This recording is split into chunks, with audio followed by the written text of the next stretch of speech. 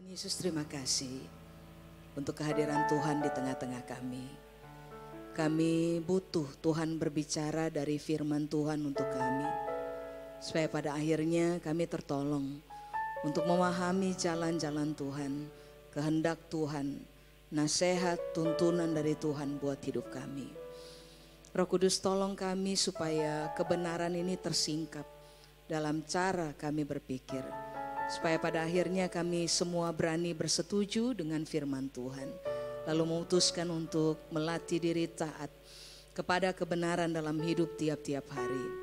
Supaya biarlah dari cara hidup kami yang benar, ada banyak orang dipermudah untuk masuk ke dalam kerajaan Allah. Sementara kami dengar firman Tuhan, damai sejahtera Tuhan yang melampaui segala akal memelihara hati dan pikiran kami. Kepada Tuhan seluruh kemuliaan, di dalam nama Yesus kami berdoa. Amin. Amin. Silakan duduk Bapak Ibu. Shalom Bapak Ibu.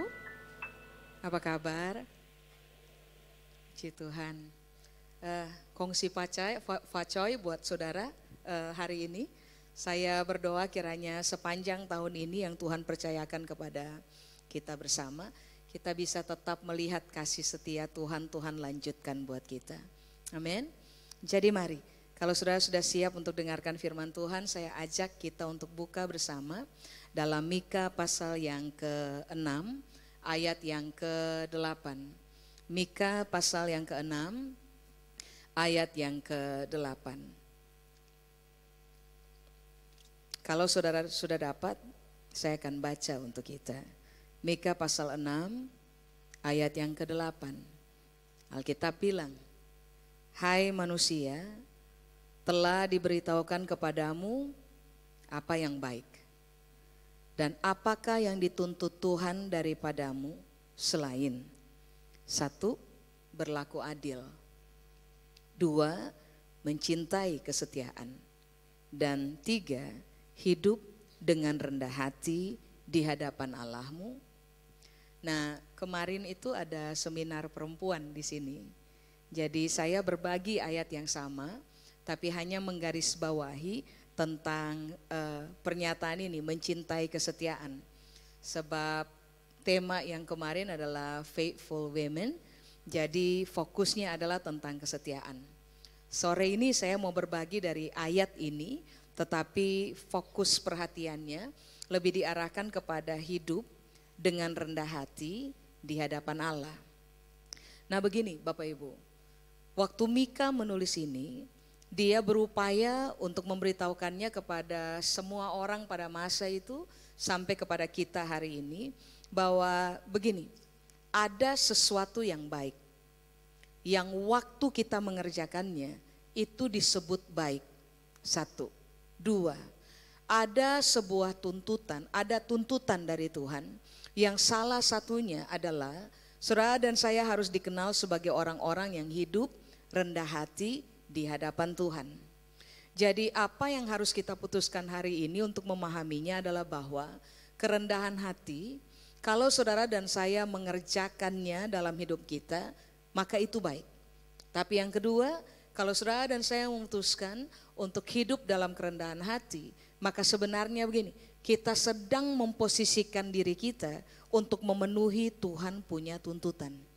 Amin. Tuhannya kita adalah tipikal pribadi yang jarang-jarang nuntut. Tapi di pasal 6 ayat 8 dengan jelas Mika memberitahukan bahwa Tuhan itu punya tuntutan yang saudara dan saya harus memenuhinya.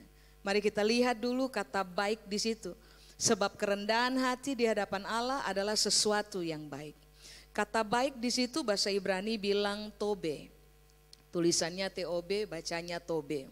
Nah, apakah tobe atau kata baik? Alkitab bilang, kalau orang hidup rendah hati, itu lebih baik buat mereka. Baik sama dengan lebih baik. Baik sama dengan lebih berharga. Baik sama dengan lebih bagus. Baik sama dengan lebih bermanfaat. Baik sama dengan lebih sejahtera. Baik sama dengan lebih berbahagia. Baik sama dengan lebih beruntung. Berarti hari itu Mika lagi bilang, Kalau kamu hidup dengan rendah hati di hadapan Allah, itu kualitas kehidupan yang lebih baik. Pada waktu kamu hidup rendah hati di hadapan Tuhan, kamu sebenarnya sedang mengerjakan hal yang berharga dalam penilaian Tuhan. Sebab rendah hati adalah tuntutan Tuhan. Kalau kamu hidup dengan rendah hati di hadapan Tuhan, jelas-jelas Alkitab bilang, kamu akan menjalani sebuah kehidupan yang bermanfaat. Semua orang yang rendah hati, jelas-jelas Alkitab bilang gini, mereka akan hidup berbahagia, lalu beruntung, lalu sejahtera, lalu makmur. Memahami kebenaran ini akan membuat saudara dan saya berani memutuskan untuk mengejar itu. Kualitas kehidupan rendah hati di hadapan Tuhan. Bukan hanya gara-gara rendah hati adalah sesuatu yang baik bagi kita. Tapi ingat yang kedua, rendah hati adalah tuntutan Tuhan buat kita. Apakah yang dimaksud dengan kata dituntut? Ibrani menggunakan kata daras. Dituntut atau daras, pengertian yang pertama adalah begini, dituntut. Tapi yang kedua, kata dituntut sama dengan adalah begini, dipertanyakan oleh Tuhan. Jadi kalau ada pertanyaan yang Tuhan hendak ajukan kepada saudara dan saya punya kehidupan, maka salah satu pertanyaan yang akan Tuhan ajukan kepada kita adalah begini, sudah rendah hati atau belum? Sudah? Kata dituntut, pengertian yang berikutnya adalah begini, yang diinvestigasi oleh Tuhan, yang diselidiki oleh Tuhan. Berarti begini, Tuhan adalah tipikal yang menjadikan kita sebagai sasaran penyelidikan. Apa yang dia akan selidiki dari saudara dan saya punya kehidupan adalah di tengah-tengah semua perjalanan kehidupan yang saudara dan saya jalani sampai dengan hari ini. Apakah setelah Tuhan melakukan investigasi atau penyelidikan, apakah dia menemukan bahwa ternyata saudara dan saya dikenal sebagai orang-orang yang rendah hati. Kata dituntut atau daras juga pengertiannya adalah begini, yang dikejar sama Tuhan, yang dicari sama Tuhan, yang diminta sama Tuhan. Jadi lihat, kalau toh ada hal yang Tuhan harus kejar dalam hidupnya kita, Tuhan akan kejar posisi ini. Kamu sudah bermain dalam kerendahan hati atau belum? Kalau ada hal yang Tuhan harus minta dari dalam kehidupan kita atau Tuhan cari dalam kehidupan kita, ini saja nih salah satunya. Kamu udah hidup rendah hati atau belum? Sekarang pertanyaannya, apakah rendah hati? So ini yang Tuhan cari, Tuhan selidiki dari kita. Tuhan tuntut, Tuhan pertanyakan dari kita. Kata rendah hati pada ayat yang baru saja kita baca, itu artinya adalah begini. Keberanian kita untuk memposisikan diri lebih rendah dari Tuhan. Pengertian ini penting Bapak Ibu. Sebab rupa-rupanya dalam permainan kehidupan, ada banyak orang memposisikan diri sejajar dengan Tuhan. Ada banyak orang juga memposisikan diri lebih di atas Tuhan. Pada kebaktian yang pertama tadi saya sempat menyinggung, ada ayat dari firman Tuhan yang memberitahukan kepada kita bahwa ternyata manusia terbiasa melakukan sebuah tindakan diskriminasi terhadap Tuhan. Memandang Tuhan rendah, memandang Tuhan tidak satu level. Makanya pada waktu Mika menulis bahwa yang dituntut oleh Tuhan dari ke dalam kehidupan saudara dan saya adalah kerendahan hati, yang Alkitab berupaya kasih tahu kepada kita adalah begini, taulah diri sedikit. Tempatkan diri dengan benar di hadapan Tuhan. Posisi paling benar antara kita dengan Tuhan adalah begini Pak, Ibu. Kita di bawah, Tuhan di atas. Dia tinggi, kita rendah. Kalau sampai saudara dan saya terbiasa memutuskan untuk begini, engkau yang paling tinggi, saya yang paling rendah. Engkau yang paling besar, saya yang paling kecil. Engkau punya permainan ada di atas dan saya punya permainan ada di bawah. Maka apa yang kemudian akan terjadi dalam kehidupan saudara dan saya adalah begini, kita akan sangat tahu diri di hadapan Tuhan. Tetapi pada waktu saudara dan saya tidak memposisikan diri dengan benar, atau lebih tepatnya Mika bilang ini, kalau kamu tidak bisa memenuhi Tuhan punya tuntutan, menjadi orang yang rendah hati, tahu menempatkan diri pada posisi yang betul, maka keputusan itu tidak akan mendatangkan baik bagi hidupnya kita. Amin. Nah sekarang pertanyaannya adalah begini, karena ini tuntutan, ini harus dialami oleh saudara dan saya. Lalu pertanyaannya adalah begini, bagaimana caranya? supaya saudara dan saya bisa terdidik sebagai orang-orang yang rendah hati di hadapan Tuhan. Coba, saudara bisa buka dengan saya dalam Pengkhotbah pasal 3. Mari saya baca ayat 1 lalu saya lompat ke ayat yang ke-10. Ingat, rendah hati adalah keberanian kita untuk tahu diri, tahu memposisikan diri ketika berhadapan dengan Tuhan, tahu menempatkan diri ketika kita berhadapan dengan Tuhan. Untuk bisa mendidik orang rendah hati, nah coba kita lihat. Pengkhotbah pasal 3, mari saya baca ayat 1, lalu kemudian saya lompat ke ayat yang ke-10. Alkitab bilang begini, untuk segala sesuatu, ayat 1, Pengkhotbah 3 ayat 1, untuk segala sesuatu ada masanya, untuk apapun di bawah langit ada waktunya. Kalau saudara punya Alkitab terjemahan King James Version yang baru, saudara akan menemukan ayat 1 tuh bunyinya begini. To everything there is a season and a time to every purpose under the heaven. Untuk segala sesuatu ada musimnya. Dan apapun yang terjadi di bawah langit itu ada tujuannya. Berarti apapun yang saudara dan saya hadapi dalam kehidupan kita, karena kita hidup di bawah langit, maka pahamilah begini, tidak pernah ada faktor kebetulan. Apapun yang saudara dan saya alami dalam hidupnya kita di bawah langit ini, ternyata Alkitab bilang begini, ada musim dan ada tujuan. Makanya kalau saudara pelajari Pengkhotbah pasal 3, saudara akan mendapati sangat banyak musim yang harus dijalani oleh manusia. Karena di balik setiap musim itu ada tujuan Tuhan bagi kita. Nah, tahukah saudara bahwa ternyata di balik semua musim yang terjadi di bawah langit, salah satu tujuan Tuhan adalah untuk mendidik saudara dan saya menjadi orang rendah hati. Saya kasih bukti, ayat 10, Pengkhotbah pasal 3. Dalam Pengkhotbah pasal 3, coba penulis bilang begini, aku telah melihat pekerjaan yang diberikan Allah kepada anak-anak manusia untuk melelahkan diri. Ini kan agak susah dipahami itu kalimat, ini ayat. Coba ulang ya, aku telah melihat pekerjaan yang diberikan Allah kepada anak-anak manusia. Gak enak tuh, Tuhan kasih pekerjaan buat kita supaya kita lelah. Nah itu kan gak enak artinya. Tapi kalau saudara baca di terjemahan bahasa Inggrisnya, lalu saudara menyelidiki bahasa yang menopang kebenaran tentang ayat 10, sebenarnya dari ayat itu adalah begini. Saya sudah melihat ada tanggung jawab yang diberikan kepada the sons of men, anak-anak manusia. Kalau bahasa Indonesia bilang untuk melelahkan dirinya. Tetapi bahasa Inggrisnya bilang begini, to be humbled by it. Jadi ayat 10 tuh Alkitab bilang ini, Tuhan kasih tanggung jawab bagi kita dalam setiap musim kehidupan yang saudara dan saya harus menghadapinya, supaya pada akhirnya yang terjadi di dalam kita adalah kita tampil sebagai orang-orang yang rendah hati. Bukan dalam upaya untuk bikin kita lelah tentang hidup.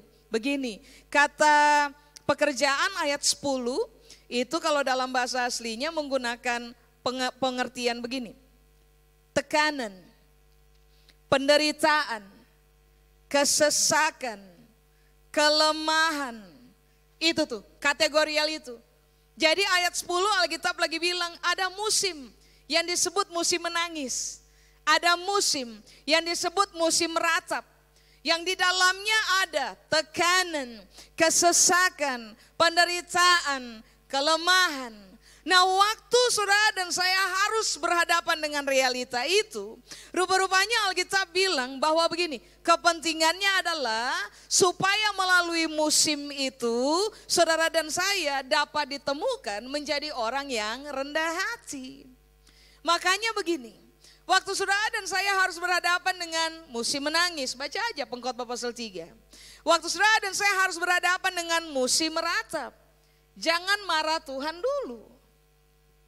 Jangan berasumsi atau jangan salah mengerti tentang kejadian yang sedang saudara dan saya hadapi atau akan hadapi dalam kehidupan kita. Rata-rata waktu orang mengalami yang disebut dengan musim menangis, musim meratap, sebuah tekanan, kesesakan, penderitaan atau bahkan kelemahan dalam kehidupan mereka, yang terjadi adalah asumsi berkembang tentang Tuhan. Tuduhan teralokasikan kepada Tuhan. Kemarahan kita alokasikan kepada Tuhan. Padahal Alkitab dengan jelas di Pengkhotbah pasal 3 ayat 10 Alkitab bilang bahwa kalau Tuhan bermain musim dalam saudara dan saya punya kehidupan, salah satu kepentingan dari permainan musim itu adalah supaya saudara dan saya pada akhirnya ditemukan sebagai orang-orang yang rendah hati. Mengapa kita harus rendah hati? Garis bawahi, itu baik bagi kita. 2, itu tuntutan Tuhan yang you like it or not, saudara dan saya harus memenuhinya.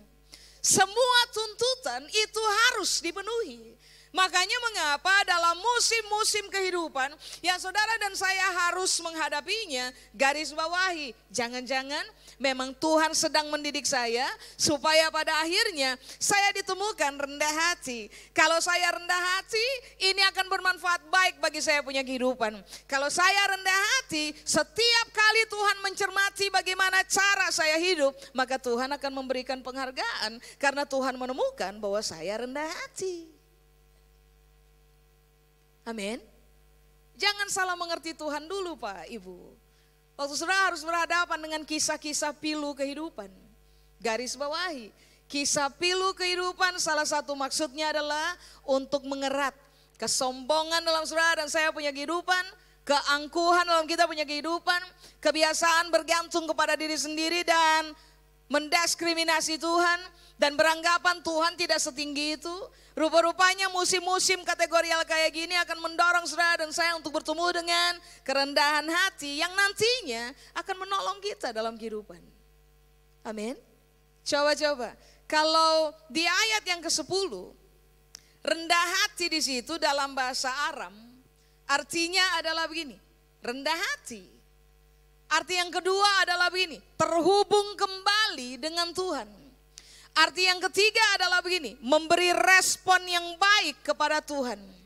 Berarti dari mana kita tahu bahwa musim kehidupan telah mendidik kita untuk menjadi orang rendah hati. Perhatikan aja, saudara dan saya akan menjadi orang yang justru karena musim kehidupan bergulir dalam kehidupan kita, and so on, lalu pada akhirnya saudara dan saya menemukan bahwa kita ini semakin terhubung kepada Tuhan.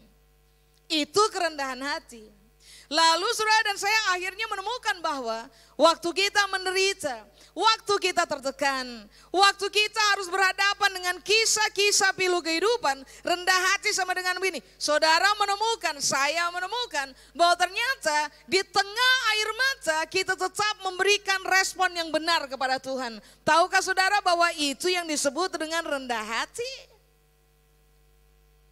Sebab banyak orang ketika mereka menghadapi, saya menyebutnya dengan istilah musim pilu dalam kehidupan, mereka lari dari Tuhan. Karena yang tadi saya bilang, ada asumsi yang berkembang, ada kemarahan-kemarahan yang menumpuk di dalam kita punya diri.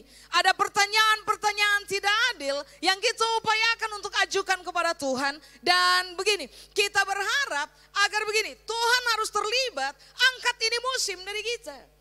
Padahal kita Pengkhotbah pasal 3 ayat 10 memberitahukan kepada saudara dan saya bahwa musim pilu yang harus datang dalam kehidupan saudara dan saya adalah sebuah musim baik. Supaya saudara dan saya terlatih jadi rendah hati. Supaya kita ini akan dikenal sebagai orang-orang yang connected with God. Terkoneksi dengan Tuhan. Nggak akan putus hubungan dengan Tuhan hanya gara-gara penderitaan. Nggak akan berontak kepada Tuhan hanya gara-gara tekanan. Nggak akan meninggalkan Tuhan hanya gara-gara kesusahan dalam kehidupan. Sebaliknya Alkitab bilang, di musim tidak menyenangkan, saudara dan saya terdidik untuk menjadi rendah hati. Salah satu ekspresi yang seharusnya ditemukan oleh kita, oleh Tuhan, oleh orang lain dalam kehidupan kita adalah kita menjadi orang-orang yang tetap, atau begini, stay connected with God. Tetap terhubung dengan Tuhan. Lalu kita juga ditemukan sebagai reaksinya nggak salah. Responnya benar. Kalau reaksi salah berarti pada musim tidak menyenangkan, saudara dan saya belum terdidik atau belum memberi diri kita untuk dididik menjadi rendah hati. Kalau kita kasih reaksi salah berarti dalam musim kehidupan saudara dan saya belum membuka diri untuk menjadi pembelajar. Sehingga isu-isu benar yang Tuhan mau tanamkan dalam saudara dan saya punya cara berpikir bahkan sampai berubah kepada gaya hidup begini. Kalau kita bereaksi salah, gagallah itu pendidikan. Karena kita menolaknya.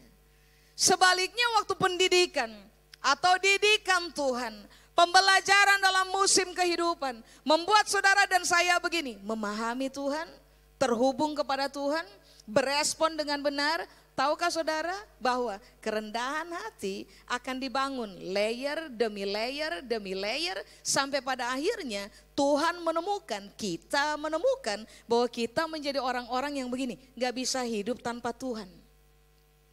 Gak bisa bekerja sendiri tanpa kebergantungan kepada Tuhan. Menjadi orang-orang yang mau dibombardir oleh apa aja, kita akan tetap memilih untuk berespon dengan benar. Mengapa? Musim kehidupan mendidik kita menjadi orang rendah hati di hadapan Tuhan. Amin. Coba, saudara buka dengan saya dalam Roma pasal 9. Kegagalan kita belajar dalam musim membuat kita gagal rendah hati. Coba, Roma pasal 9, mari saya baca ayat 20. Roma 9 ayat 20. Sudah? Alkitab bilang,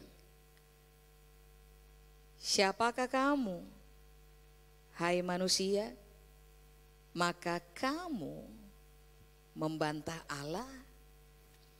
Dapatkah yang dibentuk berkata kepada yang membentuknya, mengapakah engkau membentuk aku demikian? Paulus lagi tulis, gini bahasa sehari-harinya kita, kamu pikir kamu siapa? Sehingga kamu bisa membantah Tuhan dan mengeluarkan pertanyaan ini kepada Tuhan.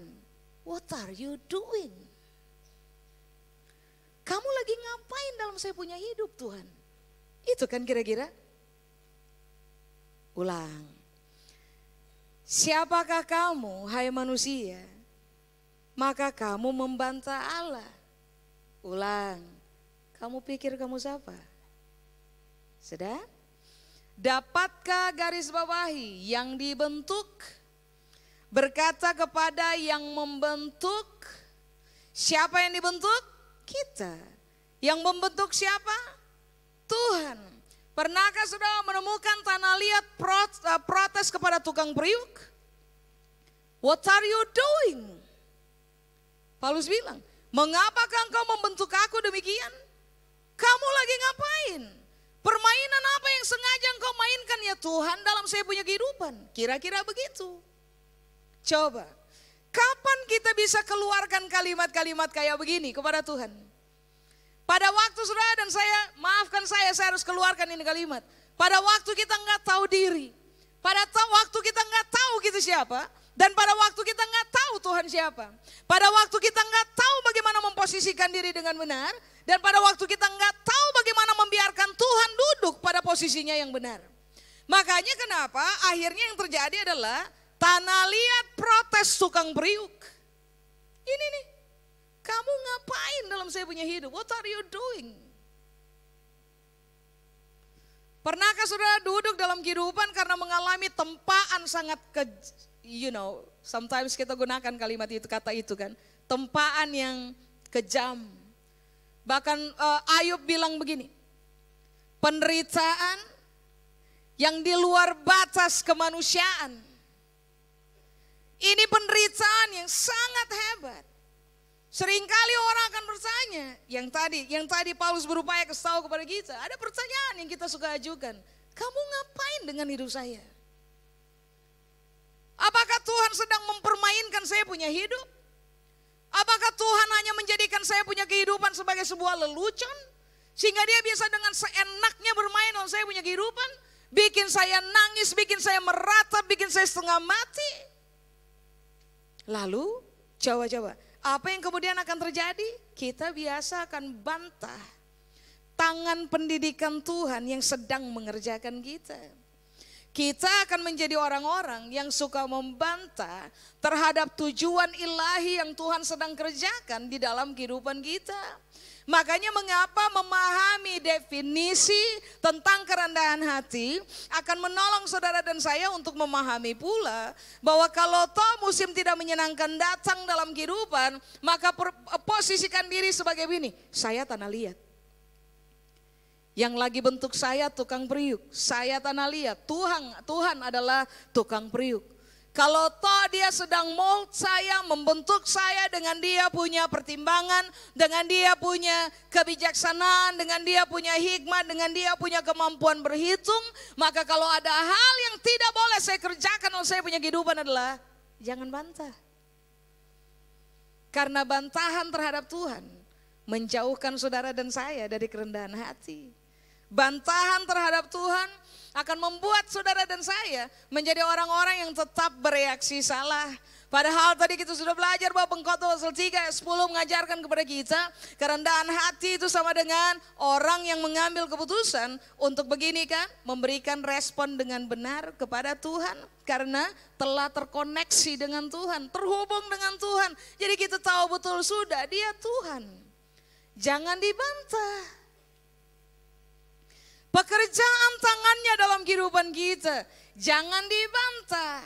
Karena kalau toh dia sedang bermain-main membentuk kita dalam kehidupannya kita, toh kita udah tahu dia tidak pernah punya maksud untuk celakakan kita punya kehidupan. Toh kita udah tahu salah satu dari dia punya maksud adalah supaya saudara dan saya dikenal sebagai orang yang rendah hati. Dan Mika tadi bilang ini, kalau kamu rendah hati itu baik bagi kamu. Coba, apakah yang disebut dengan kata membantah? Dalam bahasa Yunani kata membantah itu sama dengan begini, membalas melawan.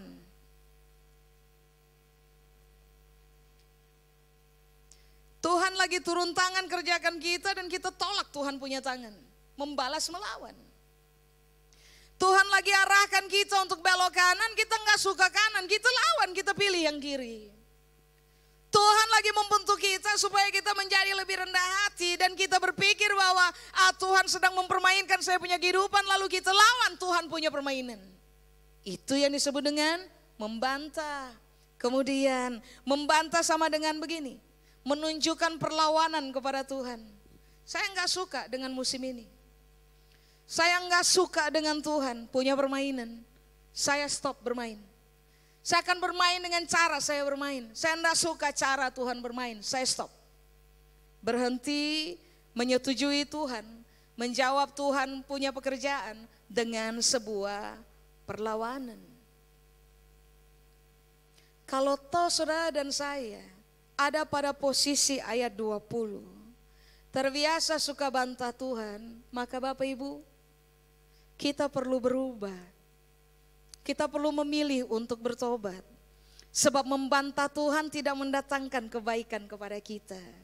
Menyetujui Tuhan punya pekerjaan tangan, permainan pendidikan yang sedang Tuhan kerjakan di dalam kita. Kalau kita menyetujuinya tanpa bantahan, tanpa perlawanan. Tuhan mau bikin apa aja dalam saya punya hidup, so be it. Saya setuju. Kalau saudara dan saya terbiasa menyetujui apa yang sedang Tuhan kerjakan, nanti lihat semua hal yang baik yang tadi kita sudah belajar dari Mika, kitab Mika yang tadi itu akan terjadi dalam saudara dan saya punya hidup. Amin. Coba lihat ayat 21. Paulus punya tulisan. Apakah tukang periuk tidak mempunyai hak atas tanah liatnya?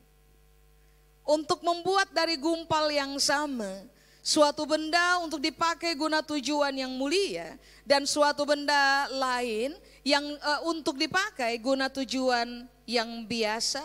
Jadi coba perhatikan, jangan bantah Tuhan.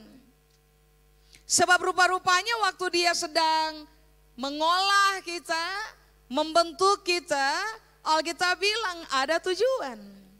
Dan tujuannya adalah begini, untuk sebuah kemuliaan. Salah satu bentuk kemuliaan yang termanifestasi dalam saudara saya punya kehidupan adalah kerendahan hati. Makanya kenapa di ayat 21 Paulus bilang begini, kamu sadar enggak bahwa sebagai tukang periuk, pribadi yang menciptakan saudara dan saya, yang pasang mata bagi kita, yang tanam hidung, pasang telinga buat kita, atur jantung baik-baik pada kita punya bagian dari tubuh, tanam paru-paru buat kita. Paulus bilang ini, kamu tahu nggak pribadi yang sama somehow memiliki hak untuk bentuk kamu. Makanya dia tanya, dia ajukan pertanyaan kepada jemaat hari itu. Apakah tukang periuk gak punya hak atas tanah liat? Apakah Tuhan tidak punya hak untuk membentuk kita? Apakah Tuhan tidak punya hak untuk mendidik kita? Apakah Tuhan tidak punya hak untuk memproses saudara dan saya demi sebuah kepentingan yang mulia? Somehow Dia punya hak yang gak bisa dibantah oleh kita. Mengapa? Bukan kita yang cipta Dia, Dia yang cipta kita. Dan garis bawahi, kepentingan Tuhan dalam membentuk saudara dan saya adalah garis bawahi. Bukan untuk mencelakakan kita, tetapi menghasilkan sebuah bentukan yang mempertemukan saudara dan saya dengan sebuah tujuan yang mulia. Kerendahan hati adalah pencapaian tujuan mulia Tuhan di dalam kita. Bagaimana caranya? Kalau Tuhan bekerja, musim tidak menyenangkan datang dalam saudara dan saya punya kehidupan, ingat garis bawahi. Jangan bantah, ikuti saja Tuhan punya permainan. Takluk diri kepada Tuhan, stay connected with God, berikan respon yang benar supaya pada akhirnya tujuan mulia Tuhan dalam hidupnya kita, which is kerendahan hati, tercipta dalam saudara dan saya punya kehidupan. Karena itu akan mempertemukan saudara dan saya dengan kehidupan yang jauh lebih baik, jauh lebih berharga, jauh lebih punya nilai, jauh lebih terhormat, and so and so. Amin. Coba lihat ayat 23. Nah, ini sudah mulai bermain posisi. Di ayat 22 Paulus bilang ini, jadi kalau untuk menunjukkan murkanya dan menyatakan kuasanya, Allah menaruh kesabaran yang besar terhadap benda-benda kemurkaannya yang telah disiapkan untuk kebinasaan, 23, justru untuk menyatakan kekayaan kemuliaannya atas benda-benda belas kasihannya yang telah dipersiapkannya untuk kemuliaan. Saudara paham maksudnya? Maksudnya adalah begini. Tuhan itu sebagai tukang periuk, kalau Dia sudah murka, kita bahaya. Di dalam kemahakuasaannya, Dia mampu bikin apa saja. Betul? Dia mampu cabut kita punya mata, Dia mampu cabut kita punya napas, and so long, goodbye. Coba lihat di ayat 22, Paulus kan bilang, masa tukang periuk tidak punya hak untuk membentuk tanah liat? Lalu dia bilang, kamu sadar enggak? Bahwa, coba saudara perhatikan, Paulus menulisnya cakep banget. Dia menjelaskan siapa kita. Di ayat 22 dia bilang kita ini cuma benda. Benda kemurkaan. Benda-benda yang selayaknya dimurkai.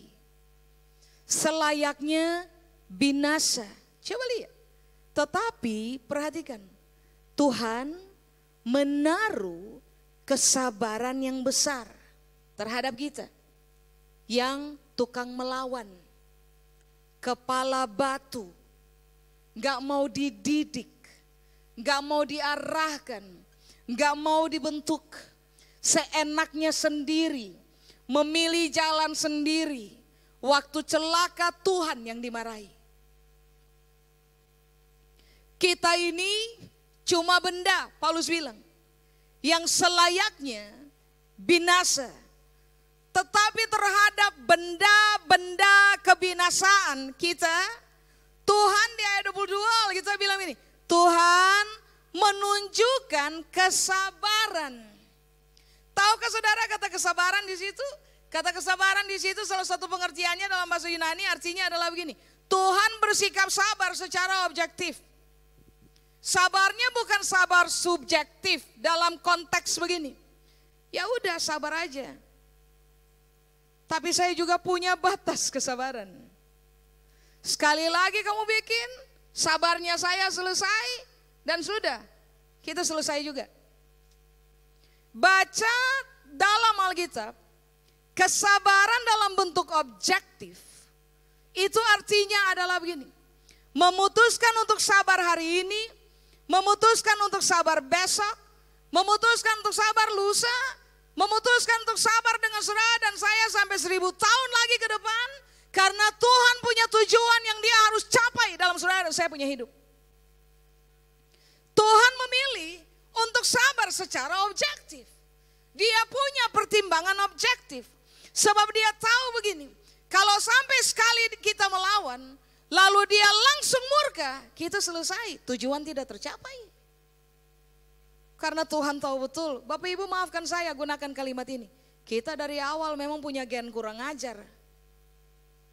Kurang ajar sama Tuhan, tidak suka dibentuk, keras kepala, semaunya sendiri, sok pintar, sok tahu tentang jalan hidup. Padahal 1 jam ke depan kita bahkan gak tahu kita bakal jadi apa. Makanya Alkitab bilang terhadap kita yang tukang bantah, tukang melawan, bereaksi salah, marah-marah, Tuhan berasumsi tentang Tuhan. Alkitab bilang Tuhan tetap mempertahankan kesabaran objektif terhadap kita. Karena dia tahu bahwa kalau kita kasih respon benar, kita mencapai kerendahan hati, tujuan mulia Tuhan tercapai di dalam kita. Lalu kita akan memiliki sebuah kualitas kehidupan lebih baik. Sudah? Garis bawahi, jangan sombong, kita cuma benda. Di ayat 23 Alkitab kan bilang kan, Tuhan sabar. Sudah? Lalu lihat, Tuhan penuh dengan belas kasihan. Sudah? Karena terhadap benda-bendanya. Kenapa saudara dan saya? Kenapa? Ayat 23 bilang, karena memang dia mau mempersiapkan kita untuk kemuliaan yang telah dia tetapkan. Supaya saudara dan saya bermain di area itu. Amin. Kayak coba pertimbangkan baik. Kita masing-masing punya proses hidup Bapak Ibu. Sometimes ringan, kita bisa pass. Tapi sometimes itu berat. Kuras air mata, bahasa saya, sampai kita berdarah-darah. Setengah mati, babak belur. Benjol di mana-mana, luka di mana-mana, sakit setengah mati. Tapi ini yang Alkitab berupaya kasih tahu kepada kita. Jangan bantah Tuhan. Ikuti saja sebuah proses pembentukan. Jangan bereaksi salah. Supaya saudara dan saya bisa menjadi orang-orang seperti Tuhan punya tujuan akhir. Tampil dan menggenapi maksud mulia Tuhan di dalam kita. 24. Tadi saya bilang kan, siapakah benda? Kita. Sebab di ayat 24, setelah menjelaskan di ayat 22 kata benda-benda. Di ayat 23 kata benda-benda. Di ayat 24 Paulus bilang ini, yaitu kita. Saya ulang. Kita cuma benda. Stop show off.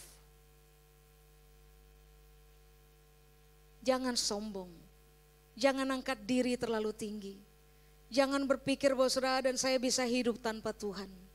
bagaimanapun nyawanya kita hari ini Tuhan yang pegang. Siapapun yang berani memilih hidup tanpa Tuhan, saudara akan punya kehidupan yang tidak jauh lebih baik. Itulah sebabnya mengapa Alkitab berupaya kasih tahu kepada kita begini. Musim yang kamu hadapi, cermati. Jangan-jangan Tuhan lagi mendidik supaya saya rendah hati. Sudah? Yaitu kita 24 yang telah dipanggilnya. Bukan hanya dari antara orang Yahudi, tetapi juga dari antara bangsa-bangsa lain. Seperti yang difirmankannya juga dalam kitab Nabi Hosea. Yang bukan umatku, akan kusebut umatku. Yang bukan kekasih, akan kusebut, yang bukan kekasih, kekasih. Saudara lihat ayat-ayat sebelumnya. Alkitab bilang, kita benda kemurkaan. Dipersiapkan untuk binasa. Tuhan turun tangan bentuk kita karena Dia punya tujuan mulia di dalam hidupnya kita. Jangan membantah, jangan mempertanyakan pertanyaan yang tadi. What are you doing in my life? Kamu lagi ngapain? Kamu lagi porak-porandakan hidupnya saya. Ngapain kamu porak-porandakan saya punya hidup Tuhan? Berhenti mengajukan itu pertanyaan. Soal kita bilang begini di ayat 25, tahu nggak? Salah satu tujuan mulia Tuhan yang hendak Dia kerjakan oleh saudara dan saya punya kehidupan bukan sekedar untuk membuat saudara dan saya rendah hati, tetapi supaya pada akhirnya dari seluruh proses pembentukan yang Tuhan kerjakan oleh saudara dan saya punya kehidupan, saudara dan saya layak ada pada posisi begini, disebut oleh Tuhan umatku dan kekasihku.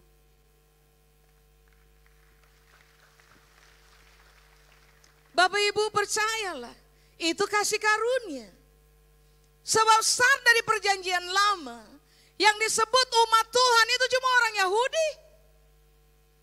Yang disebut sebagai kekasih Tuhan itu cuma orang Yahudi. Yang disebut sebagai biji matanya Tuhan. Yang Tuhan protect, yang Tuhan jaga dengan Dia punya nyawa adalah orang Yahudi aja. Kalau toh sampai hari ini salah satu tujuan mulia Tuhan bagi kita adalah Dia mau menyebut saudara dan saya yang bukan orang Yahudi secara darah. Yang Tuhan mau adalah begini, kamu umat saya, kamu biji mata saya, kamu kekasih saya.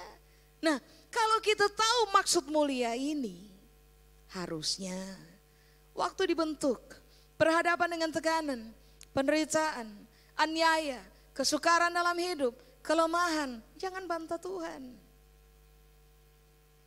Dia tidak mungkin mencelakakan kita, sebab Dia mau establish itu statement untuk kehidupan saudara dan saya. Bahwa Dia nggak mungkin buang kita dalam hidup, karena somehow untuk orang-orang yang mau dididik oleh Tuhan tanpa membantah, tanpa bereaksi salah. Somehow kepada orang-orang yang memberikan respon benar kepada Tuhan, rupa-rupanya ini yang Tuhan akan bilang, oke, that's it, kamu umat saya, kamu kekasih saya. Siapa sentuh kamu, dia sentuh saya. Why? Kamu saya punya kekasih. Loh, ini kan tujuan mulia. Makanya dari awal Paulus bilang kepada jemaat, kamu harus tahu kamu siapa. Kamu harus tahu Tuhan siapa. Kamu harus tahu kamu cuma benda. Dan kamu harus tahu bahwa Tuhan punya hak untuk bermain dalam kamu punya kehidupan. Dan Tuhan punya kepentingan adalah supaya seluruh maksud mulianya terlaksana atas kita. Makanya benarlah perjanjian lama bilang begini. Di dalam Tuhan punya rancangan, tidak pernah ada maksud celaka di situ. Di dalam Tuhan punya rancangan, pada kisah perjalanan hidup saudara dan saya, maksudnya cuma supaya begini, mendatangkan sejahtera bagi saudara dan saya. Bagaimana mungkin Dia tidak berpikir kita harus sejahtera? Secara apa yang Dia kerjakan atas kehidupan kita telah memberikan sebuah label bahwa Dia sedang membentuk umatnya dan Dia sedang membentuk kekasihnya untuk sebuah tujuan yang jauh lebih mulia. Sudah? Coba lihat ayat 26. Dan di tempat di mana akan dikatakan kepada mereka, kamu ini bukanlah umatku. Di sana akan dikatakan kepada mereka, anak-anak Allah yang hidup. Tahukah saudara bahwa waktu saudara dan saya terbiasa say yes to the master, berkata iya kepada Tuhan sekalipun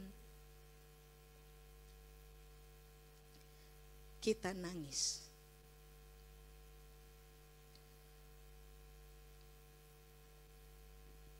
Sekalipun dadanya kita sesak, ingin berteriak supaya seluruh bumi tahu betapa beratnya proses yang kita sedang hadapi. Tapi ingat ini dengan baik. Kita bukan umat Tuhan. Tapi Tuhan di dalam seluruh belas kasihan, kesabarannya, dalam proses membentuk kita, Dia punya maksud cuman begini. Supaya kamu kedetek sebagai umat, supaya kamu kedetek sebagai my love, tetapi yang ketiga, supaya kamu kedetek sebagai anak. Bapak mana yang tidak tampil ketika anak dibuli? Bapak mana yang tahan hati ketika melihat anak berlama-lama dalam penderitaan? Kalau anak memberikan respon benar, pada waktu Tuhan sudah tiba bagi kita, Dia akan tampil, bela saudara dan saya, protect kita dengan cara yang sangat ilahi, karena somehow yang Dia tahu adalah untuk semua orang yang dalam didikan tidak terbiasa membantah, dia anak saya. Saya akan bela.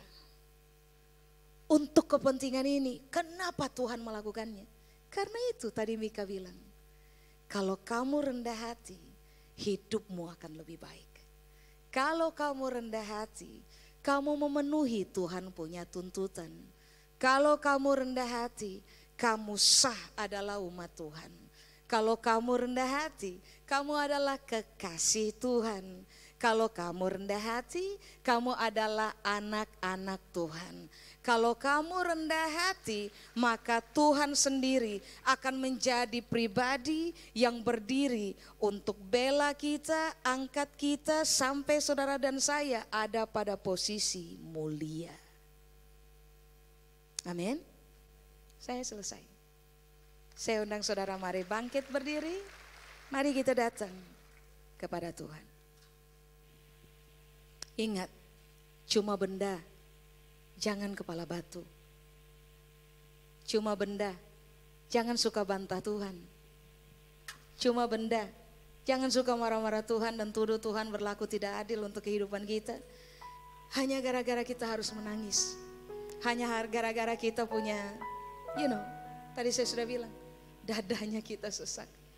Hanya gara-gara kita harus berhadapan dengan realita kita sampai berdarah-darah dalam hidup.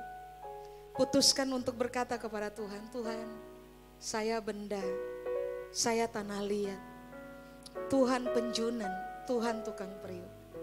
Tuhan punya hak untuk bentuk saya dalam musim kehidupan.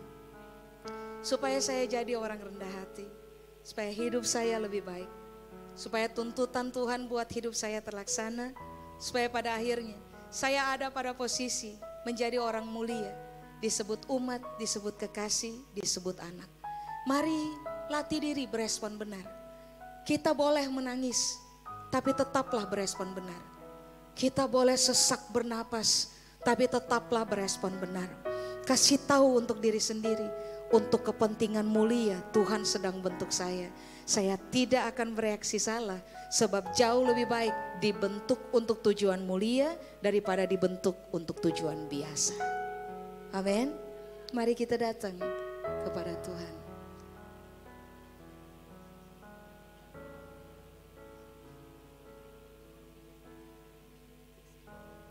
Kita nyanyi lagu ini Bapak Ibu.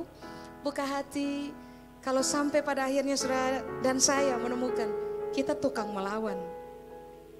Kepala batu, protes Tuhan dalam proses pembentukan, selalu bereaksi salah, ngambek sama Tuhan sampai ngancam Tuhan. Kalau gini caranya gak Tuhan-Tuhanan. Jangan marah Tuhan kalau saya tinggalkan Tuhan.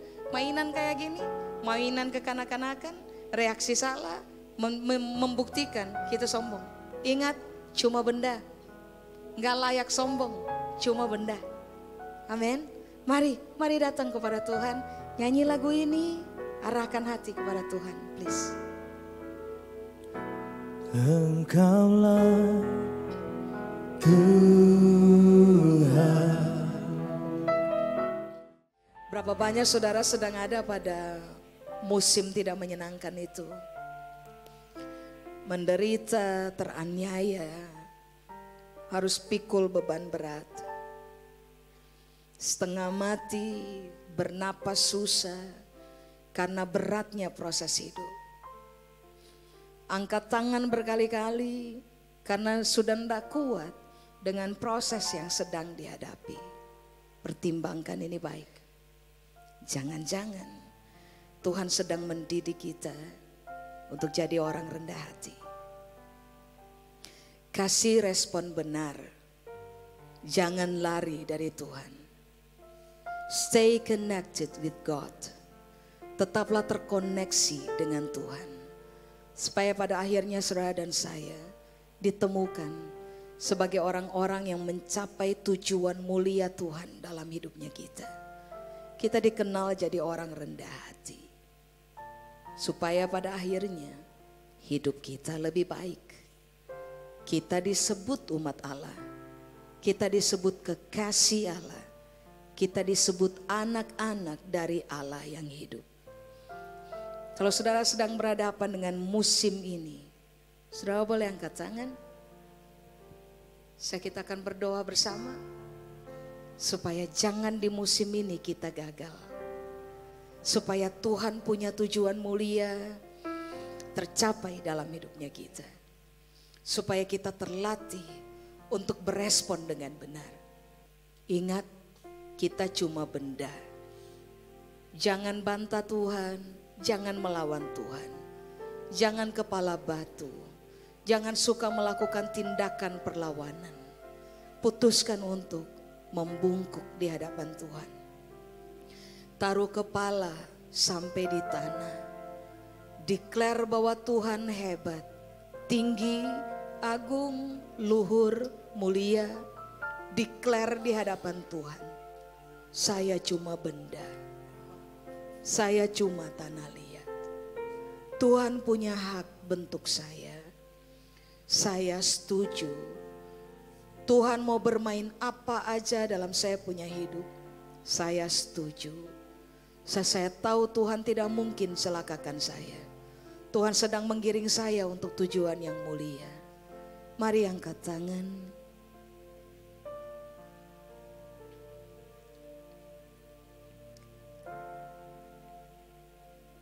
Kami cuma mau bilang sama Tuhan, so be it. Lakukan saja seperti yang Tuhan anggap baik buat hidup kami. Karena Tuhan berpikir kemuliaan bagi kami. Didiklah kami, bentuklah kami seperti yang Tuhan sudah reka-reka dalam Tuhan punya rancangan. Biarlah kami semua didapati berhasil rendah hati dalam proses. Biarlah kami semua ditemukan sebagai benda-benda yang tahu memposisikan diri waktu berhadapan dengan Tuhan. Biarlah kami semua tanpa kecuali ditemukan sebagai orang-orang yang berhasil dibawa naik untuk mencapai maksud mulia Tuhan dalam hidup kami. Biarlah kami pada akhirnya terbiasa ketika Tuhan memanggil kami dengan istilah umatku, kekasihku, dan anakku. Kami berdoa beri kepada kami kapasitas jiwa yang besar, kapasitas roh yang besar untuk berani berkata kepada Tuhan, so be it. Kerjakan saja, Tuhan berdaulat atas hidup saya. Saya setuju dengan semua tujuan mulia Tuhan dalam hidup saya. Kalau toh saya nangis, saya akan tetap berespon benar.